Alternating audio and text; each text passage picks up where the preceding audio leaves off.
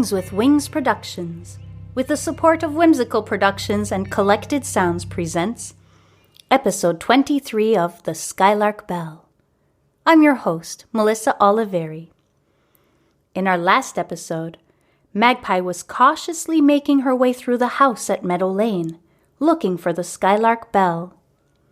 We left off with her standing just outside the door to what had once been Farfalla's room.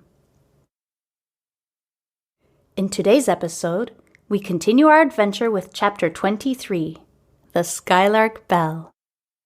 Will Magpie find the bell in time? There's only one way to find out.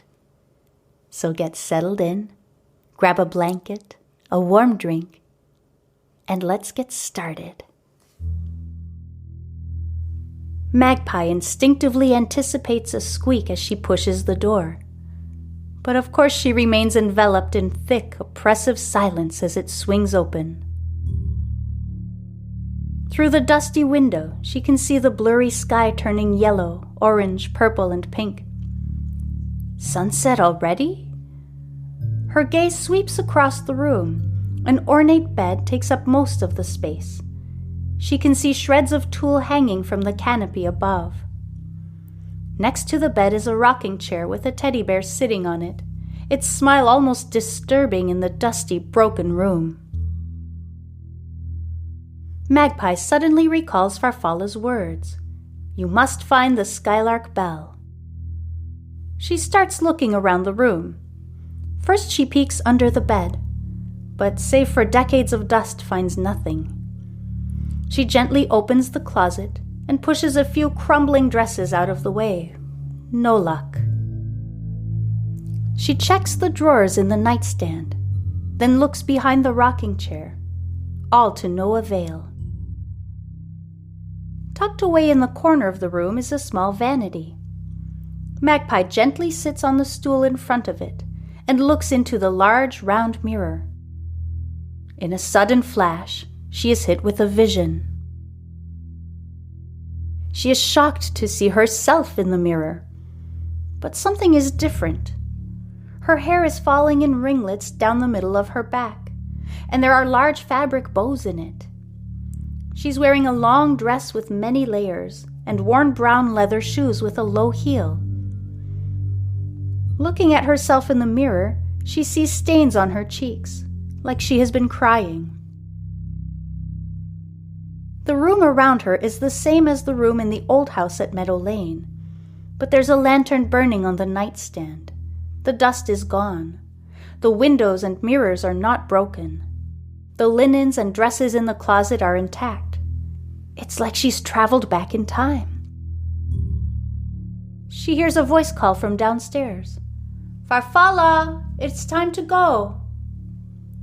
Of course. The vision is not of herself going back in time. It's a vision of Farfalla in her youth. They look so alike that if someone were to put them side by side, it would be very difficult to tell them apart. She watches Farfalla get up from the stool and turn her back to the vanity. In the mirror, Magpie's eye catches a quick gleam of light reflecting off something as Farfalla moves a floorboard under the handmade rug in the center of the room. The vision fades away sharply, and Magpie, surrounded once again by the dusty, tired atmosphere of the old house, sits completely still on the stool, trying to understand what she has just seen. Her mind is racing, thoughts swirling around, creating confusion. The sunset is fading fast, and she knows her time has almost run out. She closes her eyes to think. Farfalla put something under the floorboards just before leaving the house. It has to be the Skylark Bell. Magpie quickly pulls back the frayed pieces of fabric that were once part of the rug and scurries on her hands and knees to inspect the floorboards. They all look the same at first, but then she notices one of them has a small notch carved into one side. She slips her finger into the notch and gently lifts up the board. Underneath, she finds a small wooden box with a feather carved into the top. Unable to hold back her excitement, she fumbles around trying to open it. But to her dismay, she notices there's a keyhole on the front.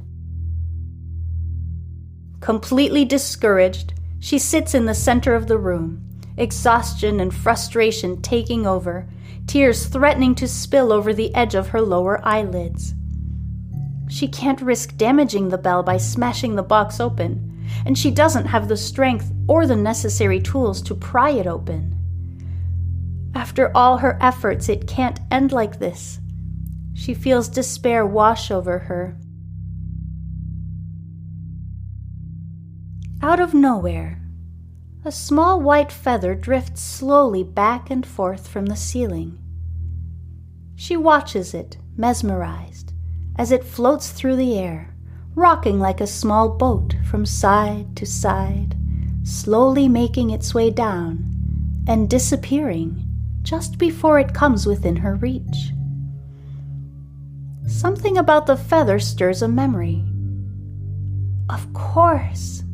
The silver feather-shaped key from the picnic basket. It must have been from Farfalla. She reaches around her neck and feels for the fine silver chain. Her fingers find it instantly and she pulls it over her head.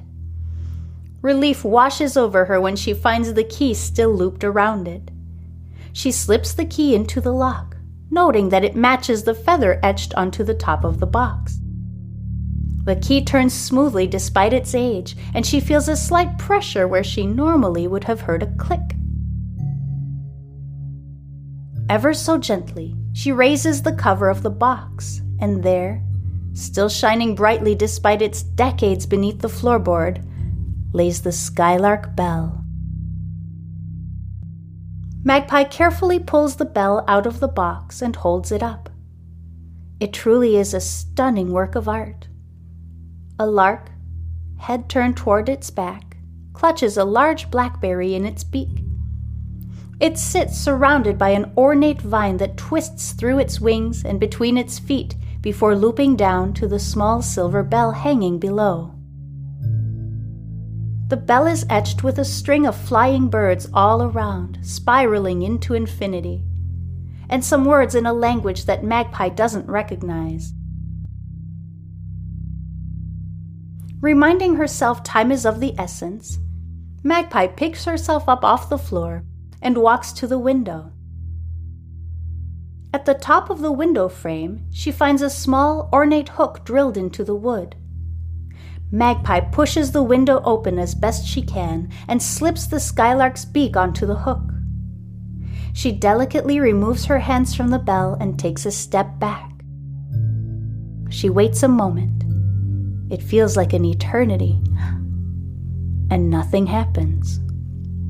The entire house, the land around it, and the bell remain perfectly still. Magpie's heart sinks. Behind her, outside her line of sight, a mist forms behind the glass of the vanity mirror. Slowly, the face of a woman fades into view. She's looking out the mirror toward the window, her long red hair cascading down her shoulders.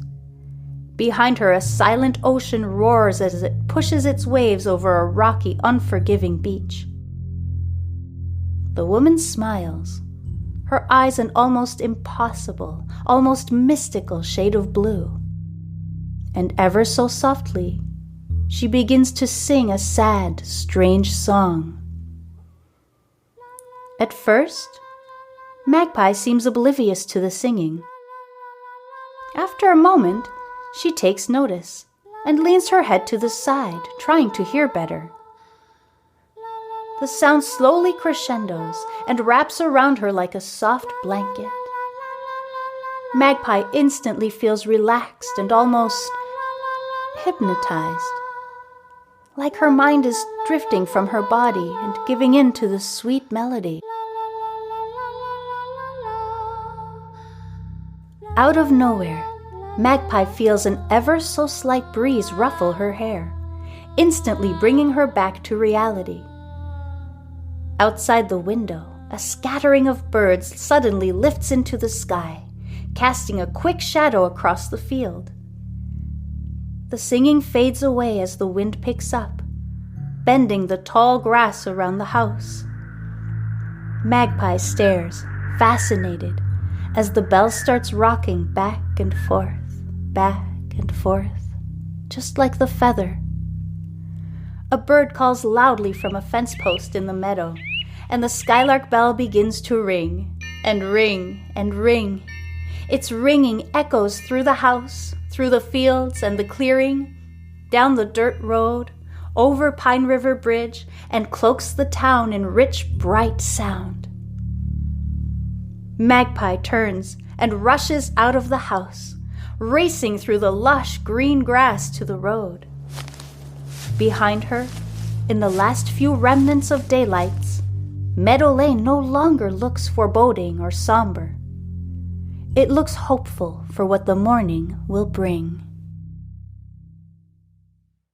Thank you so much for listening.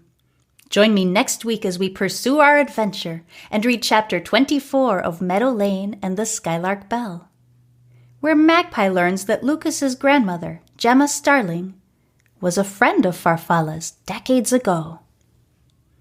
Before I go, I'd like to thank Phaeton Starling Publishing for this fantastically eerie story, and Cannell for composing equally fantastic and eerie music for this podcast. If you're enjoying the story, be sure to leave a rating or a review. They are much appreciated. Thank you.